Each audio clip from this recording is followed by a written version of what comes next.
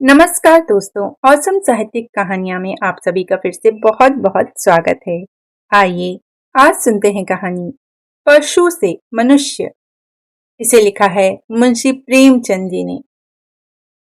दुर्गा माली doctor Mehra बारट law के यहाँ नौकर था। 5 रुपए मासिक वेतन पाता था। उसके घर में स्त्री और 2-3 छोटे बच्चे थे। स्त्री पड़ोसियों के लिए गेहूं पीसा करती थी। 2 बच्चे जो समझदार थे इधर उधर से लकड़ियां, गेहूं, उपले चुन लाते थे, किंतु इतना यत्न करने पर भी वे बहुत तकलीफ में रहते थे। दुर्गा डॉक्टर साहब की नजर बचाकर बगीचे से फूल चुन लेता और बाजार में पुजारियों के हाथ बेच दिया करता था। कभी कभी फलों पर भी हाथ साफ किया करता था। यही उसकी ऊपरी आमदनी थी। इससे नून तेल आदि का काम चल जाता था।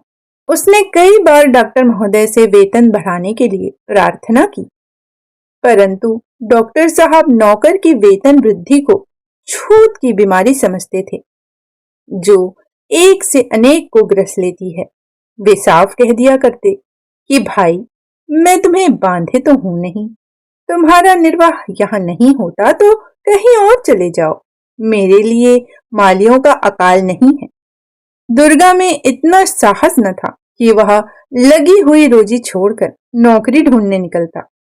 इससे अधिक वेतन पाने की आशा भी नहीं, इसलिए वह इसी निराशा में पड़ा हुआ जीवन के दिन काटता और अपने भाग्य को रोता था।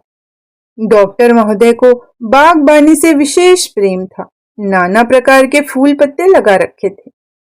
अच्छे अच्छे फलों के पौधे दरभंगा, मलिहाबाद, सराहनपुर आदि स्थानों से मंगवा कर लगाए थे। वृक्षों को फलों से लदे हुए देखकर उन्हें हार्दिक आनंद होता था। अपने मित्रों के यहाँ गुलदस्ते और शाक भाजी की डालियां तोहफे के तौर पर भिजवाते रहते थे। उन्हें फलों को आप खाने का शौक न था, पर मित्रों को खिलाने में उन्हें असीम आनंद प्राप्त होता था। प्रत्येक फल के मौसम में मित्रों की दावत करते और पिकनिक पार्टियां उनके मनोरंजन का प्रधान अंग थीं। एक बार गर्मियों में उन्होंने अपने कई मित्रों को आम खाने की दावत दी। मलिहाबादी में सफेदे के फल खूब लगे हुए थे। डॉक्टर साहब इन फलों को प्रतिदिन देखा करते थे। ये पहले ही फल थे, इसलिए वे मित्रों से उनके मिठास और स्वाद का बखान सुनना चाहते थे। इस विचार से उन्हें वही आमोद था जो किसी पहलवान को अपने पट्टों के करतब दिखाने से होता है, और सुकोमल सफेदे स्वयं उनकी निगाह से न गुजरे थे। इन फलों के स्वाद का उन्हें इतना विश्वास था कि वे एक फल चखकर उनकी परीक्षा करना आवश्यक न समझते थे, प्रधानतः इसलिए कि एक फल की कमी एक मित्र को रसास्वादन से वंचित कर देगी। संध्या का समय था, चैत का महीना। मित्रगण आकर बगीचे के हौज के किनारे कुर्सियों पर बैठे थे। बर्फ और दूध का प्रबंध पहले से ही कर लिया गया था, पर अभी तक फल न तोड़े गए थे। डॉक्टर साहब पहले फलों को पेड़ में लगे हुए दिखलाकर तब उन्हें तोड़ना चाहते थे, जिसमें किसी को यह संदेह न हो कि फल इनके बाग के नहीं है। जब सब सज्जन जमा हो गए तब उन्होंने कहा, आप लोगों को कष्ट होगा, पर जरा चलकर फलों को पेड़ में लटके हुए देखिए। बड़ा ही मनोहर दृश्य है। गुलाब में भी ऐसी लोचन प्रिय लालिना होगी। रंग से स्वाद टपक पड़ता है। मैंने इसकी कलम खास मलिहाबाद से मंगाई थी और उसका विशेष रीति से पालन किया है। मित्र गण उठे। डॉक्टर साहब आगे आगे चले। रविशों के दोनों ओर गुलाब की क्यारियां थीं। उनकी छटा दिखाते हुए वे अंत में सफेदे के पेड़ के सामने आ गए, मगर आश्चर्य, वहां एक फल भी न था। डॉक्टर साहब ने समझा शायद वह यह पेड़ नहीं है। 2 पग और आगे चले, दूसरा पेड़ मिला, और आगे बढ़े, तीसरा पेड़ मिला। फिर पीछे लौटे और एक विस्मित दिशा में सफेदे के वृक्ष के नीचे आकर रुक गए। इसमें संदेह नहीं कि वृक्ष यही है, पर फल क्या हुए? 20-25 आम थे, एक का भी पता नहीं। मित्रों की ओर अपराधपूर्ण नेत्रों से देखकर बोले, आश्चर्य है कि इस पेड़ में एक भी फल नहीं है। आज सुबह मैंने देखा था, पेड़ फलों से लदा हुआ था। यह देखिए, फलों का डंठल है। यह अवश्य माली की शरारत है। मैं आज उसकी हड्डियां तोड़ दूंगा। उस पाजी ने मुझे कितना धोखा दिया। मैं बहुत लज्जित हूं कि आप लोगों को व्यर्थ कष्ट हुआ। मैं सत्य कहता हूं, इस समय मुझे जितना दुख है उसे प्रकट नहीं कर सकता। ऐसे रंगीले, कोमल, कमनीय फल मैंने अपने जीवन में कभी न देखे थे। उनके यूं लुप्त हो जाने से मेरे हृदय के टुकड़े हुए जाते हैं। यह कहकर वे नैराश्य वेदना से कुर्सी पर बैठ गए। मित्रों ने सांत्वना देते हुए कहा, नौकरों का सब जगह यही हाल है। यह जाति ही पाजी होती है। आप हम लोगों के कष्ट का खेद न करें। यह सुफेदे न सही, दूसरे फल सही। एक सज्जन ने कहा, साहब, मुझे तो सब आम एक ही से मालूम होते हैं। सुफेदे, मोहनभोग, लंगड़े, बंबई, फजली, दशहरी, इनमें कोई भेद ही नहीं मालूम होता। न जाने आप लोगों को कैसे उनके स्वाद में फर्क मालूम होता है। दूसरे सज्जन बोले, हाँ, यहाँ भी वही हाल है। इस समय जो फल मिले वही मंगा दीजिए। जो गए उनका अफसोस क्या करना। डॉक्टर साहब ने व्यथित भाव से कहा, आमों की क्या कमी है, सारा बाग भरा पड़ा है। खूब शौक से खाइए और बांधकर घर ले जाइए।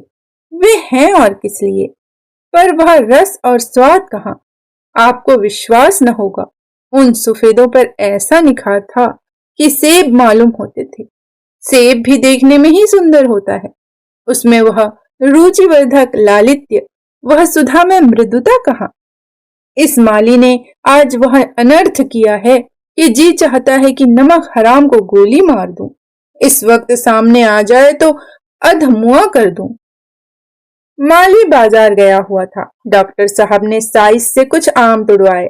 मित्रों ने आम खाए, दूध पिया और डॉक्टर साहब को धन्यवाद देकर अपने अपने घर की राह ली। लेकिन मिस्टर मेहरा वहां हौज के किनारे हाथ में हंटर लिए माली की बात जोहते रहे। आकृति से जान पड़ता था मानो साक्षात क्रोध मूर्तिमान हो गया था। कुछ रात गए, दुर्गा बाजार से लौटा। वह चौकन्नी आंखों से इधर उधर देख रहा था। ज्यों ही उसने डॉक्टर साहब को हौज के किनारे हाथ में हंटर लिए बैठे देखा, उसके होश उड़ गए। समझ गया कि चोरी पकड़ ली गई। इसी भय से उसने बाजार में खूब देर की थी। उसने समझा था डॉक्टर साहब कहीं सैर करने गए होंगे। मैं चुपके कटहल के नीचे अपनी झोपड़ी में जा बैठूंगा। सवेरे कुछ पूछताछ भी हुई तो मुझे सफाई देने का अवसर मिल जाएगा। कह दूंगा, सरकार मेरे झोपड़े की तलाशी ले लें। इस प्रकार मामला दब जाएगा। समय सफल चोर का सबसे बड़ा मित्र है। एक एक क्षण उसे निर्दोष सिद्ध करता जाता है, किंतु जब वह रंगे हाथों पकड़ा जाता है तब उसे बच निकलने की कोई राह नहीं रहती। रुधिर के सूखे हुए धब्बे दाग बन सकते हैं, पर ताजा लोहू आप ही आप पुकारता है। दुर्गा के पैर थम गए, छाती धड़कने लगी। डॉक्टर साहब की निगाह उस पर पड़ गई थी। अब उल्टे पांव लौटना व्यर्थ था। डॉक्टर साहब उसे दूर से देखते ही उठे कि चलकर उसकी खूब मरम्मत करूं, लेकिन वकील थे। विचार किया कि इसका बयान देना आवश्यक है। इशारे से निकट बुलाया और पूछा, सफेदे के पेड़ में कई आम लगे हुए थे, एक भी नहीं दिखाई देता, क्या हो गए? दुर्गा ने निर्दोष भाव से उत्तर दिया, हुजूर, अभी मैं बाजार गया हूं, तब तक तो सब आम लगे हुए थे। इतनी देर में कोई तोड़ ले गया हो तो मैं नहीं कह सकता। डॉक्टर ने कहा, तुम्हारा संदेह किस पर है? दुर्गा ने कहा, सरकार, अब मैं किसे बताऊं? इतने नौकर चाकर हैं, न जाने किसकी नीयत बिगड़ी हो। डॉक्टर ने कहा, मेरा संदेह तुम्हारे ऊपर है। अगर तोड़ कर रखे हूं तो लाकर दे दो, या साफ साफ कह दो कि मैंने तोड़े हैं, नहीं तो मैं बुरी तरह पेश आऊंगा। चोर केवल दंड से नहीं बचना चाहता, वह अपमान से भी बचना चाहता है। वह दंड से उतना नहीं डरता जितना अपमान से। जब उसे सजा से बचने की कोई आशा नहीं रहती, उस समय भी वह अपने अपराध को स्वीकार नहीं करता। वह अपराधी बनकर छूट जाने से निर्दोष बनकर दंड भोगना बेहतर समझता है। दुर्गा इस समय अपराध स्वीकार करके सजा से बच सकता था, पर उसने कहा, हुजूर, मालिक हैं, जो चाहें करें, पर मैंने आम नहीं तोड़े। सरकार ही बताएं, इतने दिन मुझे आपकी ताबेदारी करते हो गए, मैंने एक पत्ती भी छुई है? डॉक्टर साहब ने कहा, तुम कसम खा सकते हो? दुर्गा बोला, गंगा की कसम, जो मैंने आमों को हाथ से छुआ भी हो। डॉक्टर ने कहा, मुझे इस कसम पर विश्वास नहीं। तुम पहले लोटे में पानी लाओ, उसमें तुलसी की पत्तियां डालो, तब कसम खाकर कहो कि अगर मैंने तोड़े हों तो मेरा लड़का मेरे काम ना आए, तब मुझे विश्वास होगा। दुर्गा ने कहा, हुजूर, सांझ को आँच क्या, जो कसम कहिए खाऊंगा। जब मैंने काम ही नहीं किया तो मुझ पर कसम क्या पड़ेगी? डॉक्टर ने कहा, अच्छा, बातें न बनाओ, जाकर पानी लाओ। डॉक्टर महोदय मानव चरित्र के ज्ञाता थे, सदैव अपराधियों से व्यवहार रहता था। यद्यपि दुर्गा जबान से हेकड़ी की बातें कर रहा था, पर उसके हृदय में भय समाया हुआ था। वह अपने झोपड़े में आया, लेकिन लोटे में पानी लेकर जाने की हिम्मत न हुई। उसके हाथ थरथराने लगे। ऐसी घटनाएं याद आ गई जिनमें झूठी गंगा उठाने वाले पर दैवी कोप का प्रहार हुआ था। ईश्वर के सर्वज्ञ होने का ऐसा मर्म स्पर्शी विश्वास उसे कभी नहीं हुआ था। उसने निश्चय किया, मैं झूठी गंगा ना उठाऊंगा। यही न होगा, निकाल दिया जाऊंगा। नौकरी फिर कहीं ना कहीं मिल जाएगी, और नौकरी भी न मिले तो मजूरी तो कहीं नहीं गई है। कुदाल भी चलाऊंगा तो सांझ तक आधा से राटे का ठिकाना हो जाएगा। वह धीरे धीरे खाली हाथ डॉक्टर साहब के सामने आकर खड़ा हो गया। डॉक्टर साहब ने कड़े स्वर में पूछा, पानी लाया? दुर्गा ने कहा, हुजूर, मैं गंगा ना उठाऊंगा। डॉक्टर ने कहा, तो तुम्हारा आम तोड़ना साबित है? दुर्गा ने कहा, अब सरकार जो चाहे समझे। मान लीजिए मैंने ही आम तोड़े तो आपका गुलाम ही तो हूँ, रात दिन ताबेदारी करता हूँ। बाल बच्चे आमों के लिए रोएं तो कहाँ जाऊं? अब की जान बख्शी जाए, फिर ऐसा कसूर न होगा। डॉक्टर महोदय इतने उदार न थे। उन्होंने यही बड़ा उपकार किया कि दुर्गा को पुलिस के हवाले न किया और हंटर ही लगाए। उसकी इस धार्मिक श्रद्धा ने उन्हें कुछ नर्म कर दिया था, मगर ऐसे दुर्बल हृदय को अपने यहां रखना असंभव था। उन्होंने उसी क्षण दुर्गा को जवाब दे दिया और उसकी आधे महीने की बाकी मजूरी जब्त कर ली। कई मास के पश्चात एक दिन डॉक्टर मेहरा बाबू प्रेम शंकर के बाग की सैर करने गए। वहां से कुछ अच्छी अच्छी कलमें लाना चाहते थे। प्रेम शंकर को भी बागबानी से प्रेम था और दोनों मनुष्यों में यही समानता थी। अन्य सभी विषयों में एक दूसरे से भिन्न थे। प्रेम शंकर बड़े संतोषी, सरल, सहृदय मनुष्य थे। वे कई साल अमेरिका में रह चुके थे। वहां उन्होंने कृषि विज्ञान का खूब अध्ययन किया था और यहाँ आकर इस वृत्ति को अपनी जीविका का आधार बना लिया था। मानव चरित्र और वर्तमान सामाजिक संगठन के विषय में उनके विचार विचित्र थे। इसीलिए शहर के सभ्य समाज में लोग उनकी उपेक्षा करते थे और उन्हें झक्की समझते थे। इसमें संदेह नहीं कि उनके सिद्धांतों से लोगों को एक प्रकार की दार्शनिक सहानुभूति थी, पर उनके क्रियात्मक होने के विषय में उन्हें बड़ी शंका थी। संसार कर्म क्षेत्र है, मीमांसा क्षेत्र नहीं। यहाँ सिद्धांत सिद्धांत ही रहेंगे, उनका प्रत्यक्ष घटनाओं से संबंध नहीं। डॉक्टर साहब बगीचे में पहुंचे तो उन्होंने प्रेम शंकर को क्यारियों में पानी देते हुए पाया। कुएं पर एक मनुष्य खड़ा पंप से पानी निकाल रहा था। मेहरा ने उसे तुरंत ही पहचान लिया, वह दुर्गा माली था। डॉक्टर साहब के मन में उस समय दुर्गा के प्रति एक विचित्र ईर्ष्या का भाव उत्पन्न हुआ। जिस नराधम को उन्होंने दंड देकर अपने यहां से निकाल दिया था, उसे नौकरी क्यों मिल गई? यदि दुर्गा इस वक्त फटे हाल, रोनी सूरत बनाए दिखाई देता तो डॉक्टर साहब को उस पर दया आ जाती। वे संभवतः उसे कुछ इनाम देते और प्रेम शंकर से उसकी प्रशंसा भी कर देते। उनकी प्रकृति में दया थी और अपने नौकरों पर उनकी कृपा दृष्टि रहती थी, परंतु उनकी इस कृपा और दया में लेश मात्र भी भेद न था जो अपने कुत्तों और घोड़ों से थी। इस कृपा का आधार न्याय नहीं, दीन पालन है। दुर्गा ने उन्हें देखा, कुएं पर खड़े खड़े सलाम किया और फिर अपने काम में लग गया।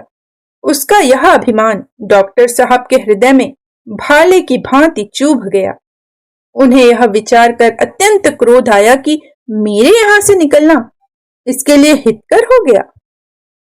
उन्हें अपनी सहृदयता पर जो घमंड था उसे बड़ा आघात लगा। प्रेम शंकर ज्यों ही उनसे हाथ मिलाकर उन्हें क्यारियों की सैर कराने लगे, त्यों ही डॉक्टर साहब ने उनसे पूछा, यह आदमी आपके यहाँ कितने दिनों से है?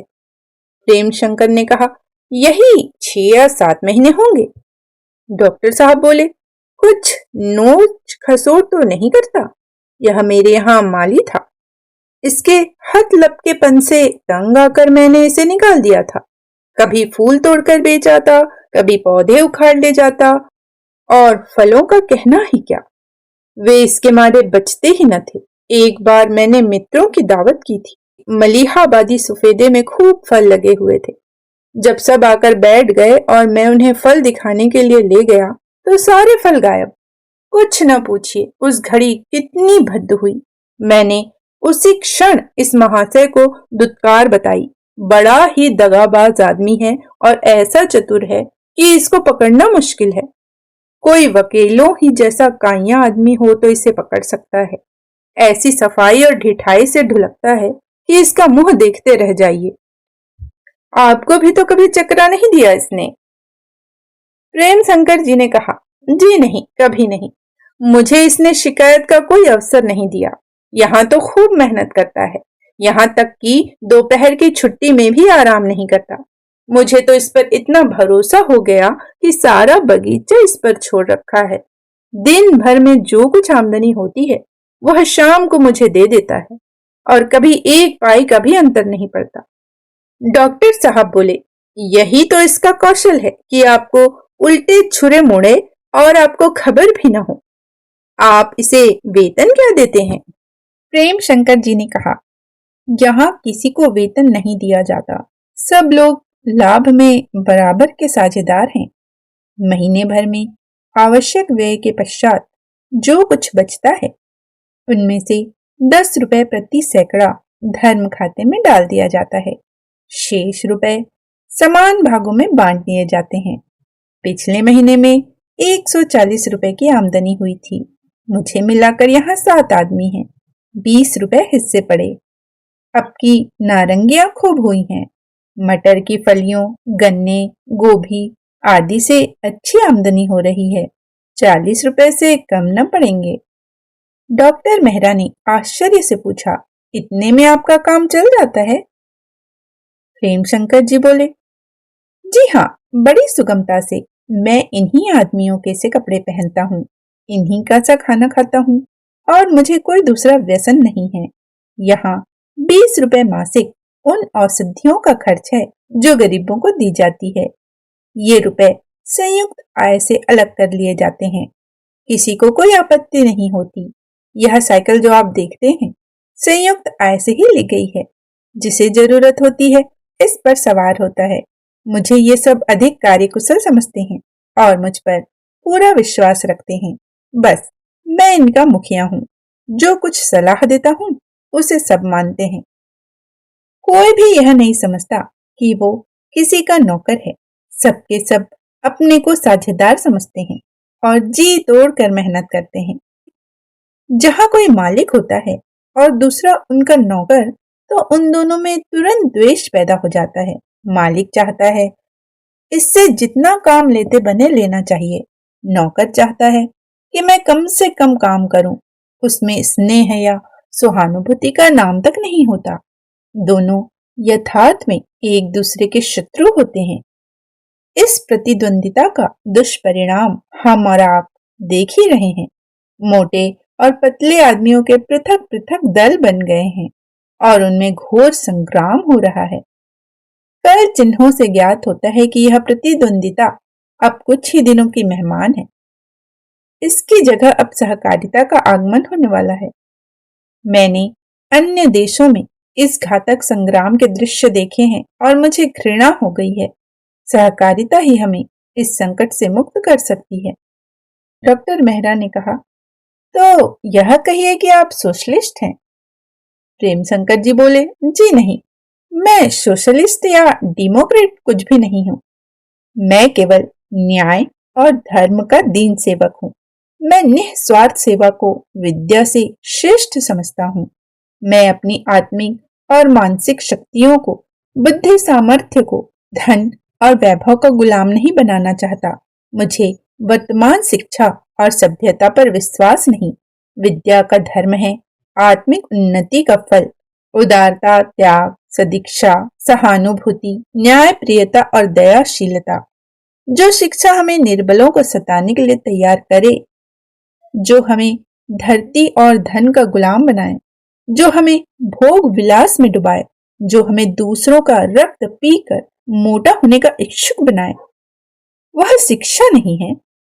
अगर मूर्ख लोभ और मोह के पंजे में फंस जाए तो वे क्षम्य है, परंतु विद्या और सभ्यता के उपासकों की स्वार्थंधता अत्यंत लज्जाजनक है। हमने विद्या और बुद्धि बल की विभूति के शिखर पर चढ़ने का मार्ग बना लिया। वास्तव में वह सेवा और प्रेम का साधन था। इतनी विचित्र दशा है कि जो जितना ही बड़ा विद्वान है, वह उतना ही बड़ा स्वार्थ सेवी है।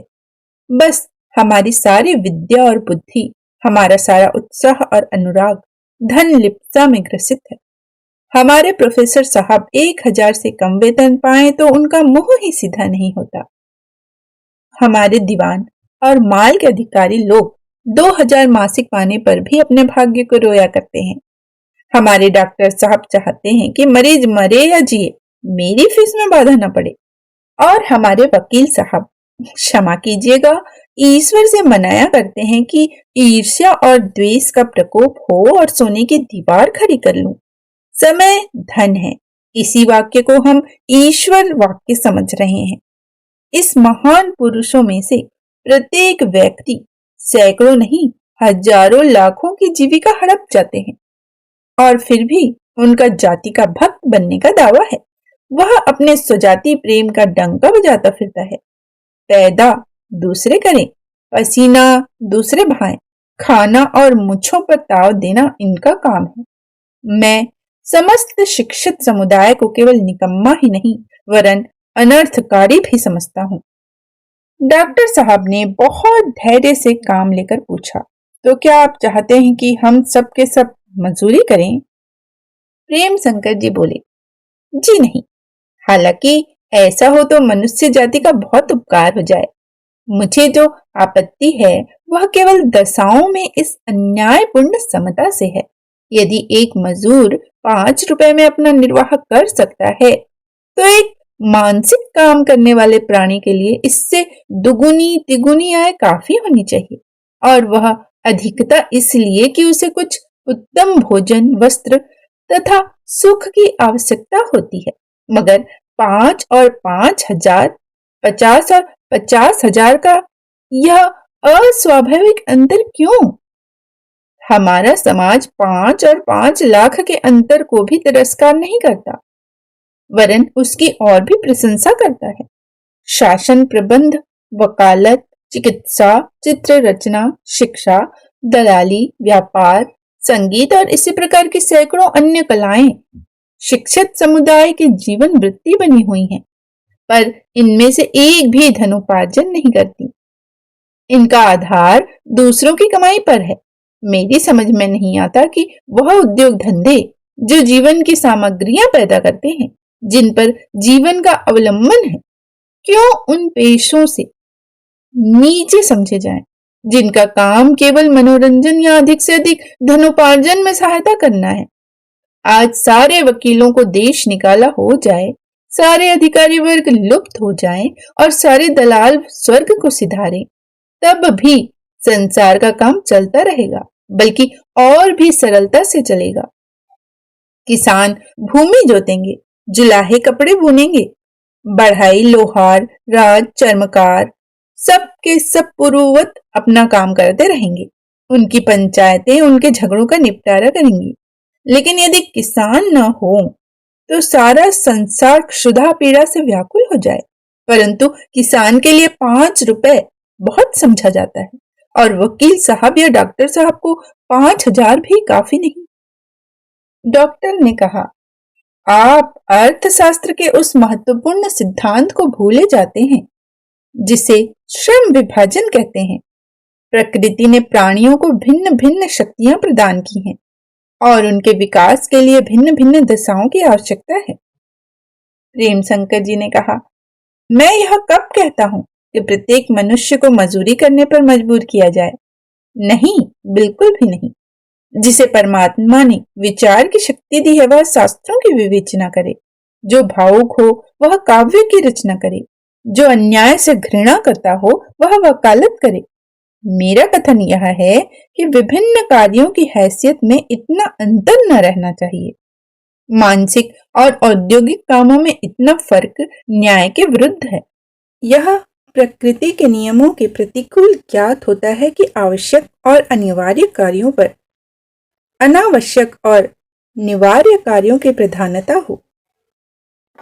कतिपय सज्जनों का मत है कि इस साम्य से गुणी लोगों का अनादर होगा और संसार को उनके सद्विचारों और सत्कार्यों से लाभ न पहुंच सकेगा।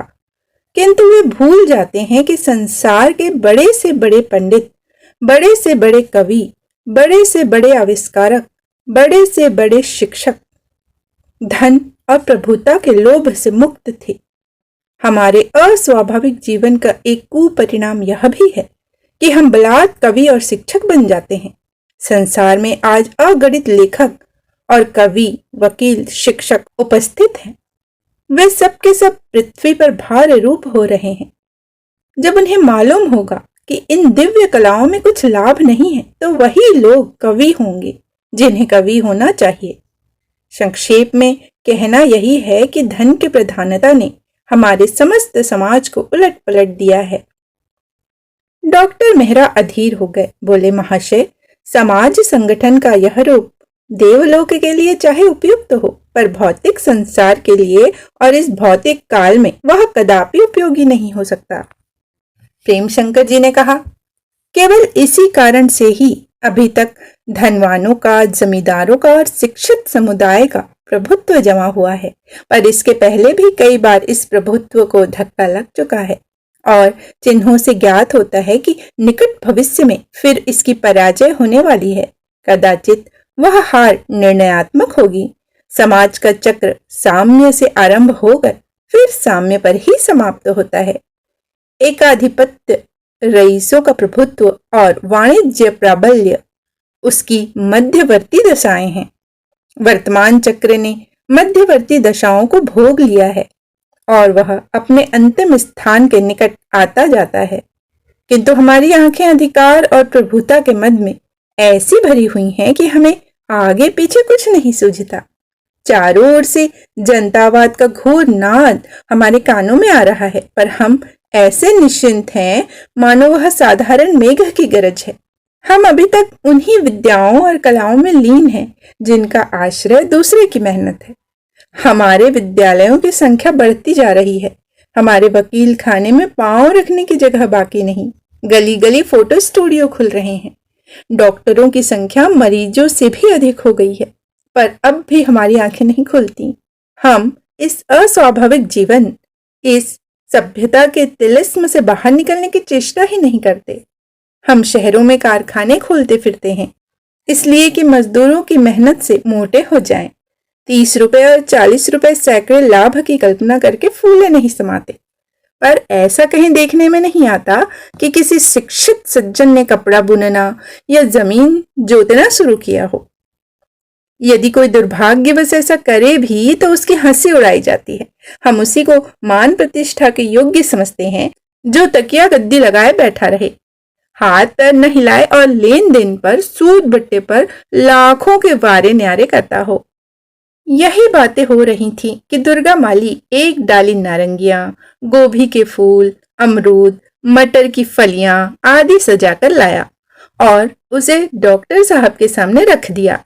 उसके चेहरे पर एक प्रकार का गर्व था, मानो उसकी आत्मा जागृत हो गई है। वह डॉक्टर साहब के समीप एक मोटे मोढ़े पर बैठ गया और बोला, हुजूर को कैसी कलमें चाहिए?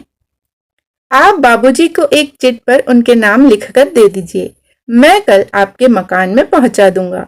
आपके बाल बच्चे तो अच्छी तरह है ना? डॉक्टर साहब ने कुछ सकुचा कर कहा, हाँ, लड़के अच्छी तरह हैं। तुम यहाँ अच्छी तरह हो?